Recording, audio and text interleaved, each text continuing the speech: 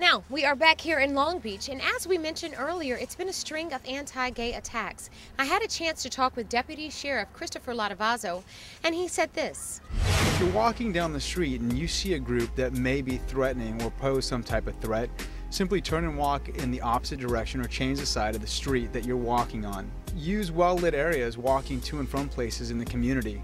Oftentimes, taking routes that are either poorly lit or areas that you're not familiar with is a bad idea, and I strongly suggest against that. It's also often a good idea to have something that will make noise in cases that you need to summons help.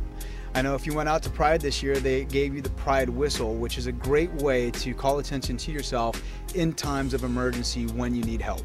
Use the buddy system. Oftentimes when you're going to and from clubs late at night, it's a good idea to travel in groups. That way you're not targeted or by yourself in situations that could possibly be risky.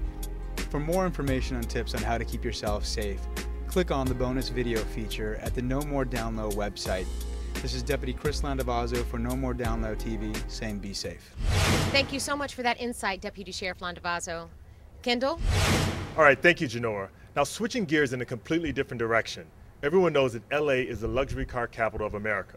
And everybody who's somebody in LA drives a big fancy car. Well, next we meet a sister who runs a custom auto shop where everybody is treated like a star. So from interior to paint to lifting, lowering, security systems, tires, wheels, any type of bodywork, any kind of electrical, any mechanical situation, I got you.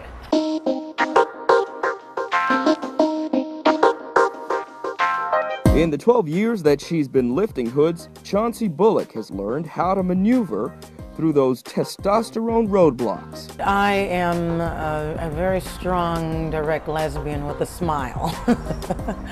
The guys in this industry, when they see it's me, it's a little different. They're walking past me looking for somebody else. Always, always. Some people really don't want to talk to me, and that's okay. But what's really okay is the connection she's made in Hollywood. And she once owned a shop in Beverly Hills. And then there was the day a young athlete walked in and said he was going places. So I'm pretty sure you know who Chad Johnson is. Ocho Cinco, that's what he's known as, yes, Ocho Cinco. Even before I got into the business, he was one of my main customers. Chauncey admits the days are long and the work is rewarding. In fact, every once in a while, she's surprised to find a love connection. I've been picked up on, I've been hit on, and I've had a few dates. So there are some perks to this business. There really are. So what's the key to her success? Chauncey says it's taking the time to go that extra mile with the customers. I always make sure I thank them. If it's with a business card, if it's with flowers, if it's with tickets to the movie theater, to a brisk handshake or a thank you card in the mail. That stuff is priceless. Most men don't do that.